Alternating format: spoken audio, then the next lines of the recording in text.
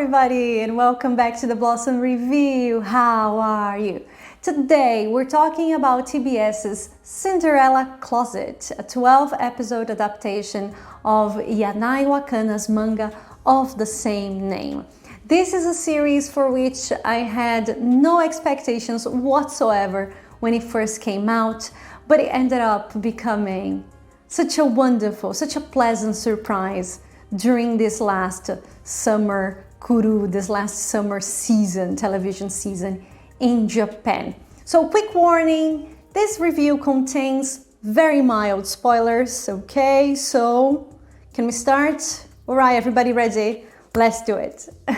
The story follows Fukunaga Haruka, played by Osaki Ichika, a young woman who moves from the countryside to Tokyo to attend university. But university life seems to be a lot more glamorous than what she had first expected, and she feels completely out of place. After she's invited out for dinner with a senpai, so a senior at work that she admires, she is helped by Hikaru, played by Matsumoto Leo, a mysterious young man who dresses her up for the occasion. The twist here is that Hikaru is a young man who dresses in traditionally feminine clothes. He wears makeup and also this beautiful long wig as well, so Hikaru enjoys cross-dressing. But unlike what you often see out there, Hikaru is not a caricature, he's not a joke, he's not the target of weird glances. Hikaru is the protagonist of this story, and he's treated as such. Even more than Haruka, Hikaru is the true heart of Cinderella Closet, a story that allows its characters to explore who they want to be without judgment or over-explanation. The script never shies away from exploring gender expression, sexuality, and attraction, but it never labels any of its characters. Haruka, Hikaru, and their friends are just, well, they're just them. The way that they express their gender, sexuality, or identity is completely up to them, making the universe of Cinderella Closet a playground of sorts, where they can explore who they are, what they want, and what they need. In that way, Cinderella Closet breaks the stereotypes and destroys gender expectations and standard concepts of masculinity and femininity. This is a story that embraces and celebrates the kaleidoscopic combinations that make up our identity, gender, and sexuality. By giving its characters such freedom, this series allows us to project onto them our own experiences and feelings, finding in their journey the acceptance that we might be looking for ourselves. And this is where the show's core themes of self-esteem, self-respect, and self-discovery come in. At first, the show presents Hikaru and Haruka as complete opposites. So while Hikaru, as an extremely talented stylist, seems very happy with the way that he presents himself to the world, Haruka suffers from a complete and total lack of self-confidence. As her modern fairy godmother, Hikaru knows exactly how to style Haruka's hair and makeup and outfit to make her shine, and that helps her build her self-confidence. But as her friendship with Hikaru becomes stronger, we come to realize that their appearance functions as just a mask that helps them tame their fears and face the world. So Haruka isn't the only one who needs to change. Hikaru is also hiding under a pretense of confidence. So Hikaru and Haruka don't contrast, but complement each other. Haruka's and Hikaru's character arcs focus on one thing: genuine self-expression and self-acceptance. As they grow closer, they encourage each other to truly love, believe in, and value themselves. Haruka and the community around her offer Hikaru the acceptance that he never received from his family, while Hikaru inspires Haruka to build her self-esteem. Through their relationship and the friendships that they develop with secondary characters, they understand the importance of finding their own voice and not being scared to use it. Throughout the series, the narrative uses shoes as a very strong motive. Of course, inspired by Cinderella's story, shoes represent freedom and identity. But this motif goes even further in Cinderella Closet. It illustrates Haruka's ability to stand up on her own 2 feet and walk ahead confidently with her head held high. With every episode, you see Haruka's shift in perspective. She goes from being a person who needs external approval to someone who can identify whether her behavior truly represents her values. She stops trying to please others and to conform to what is expected of her.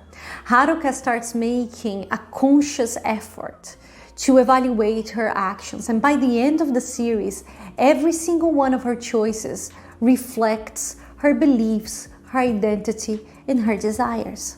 The finale of Cinderella Closet sees Hikaru and Haruka as more self-aware individuals whose masks have been replaced by a simple idea. True beauty lives within. Beauty isn't about your hair or makeup or clothes. It's about being proud of who you are. It's about expressing yourself freely and confidently. It's about accepting your uniqueness. Cinderella Closet also stands out for its mellow narrative, whose conflicts are often solved through healthy and mature means. Even though they are imperfect, the characters in Cinderella Closet always respect, empathize, and openly communicate with one another.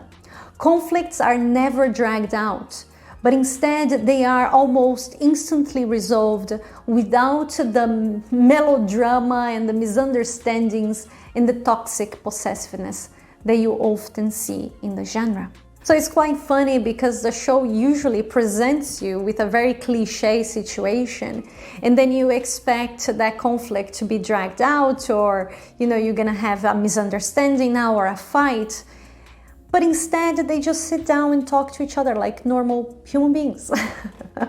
So it's very refreshing. I think Cinderella Closet is a very, very refreshing take on a youth rom-com.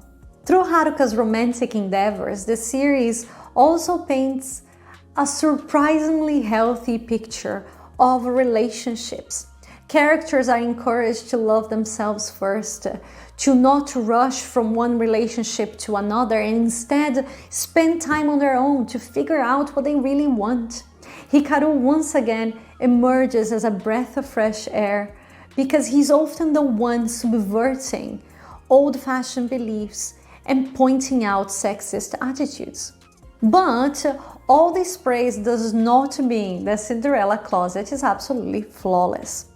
As the series makes such a single-minded effort to build its character's sense of self-confidence and self-acceptance, it forgoes the rest of their characterization.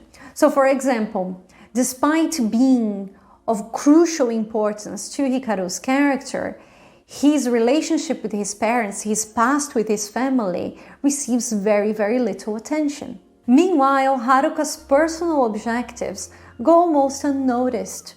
Even though Haruka's growth has led to some introspection, there is no real portrayal of what Haruka wants for herself professionally.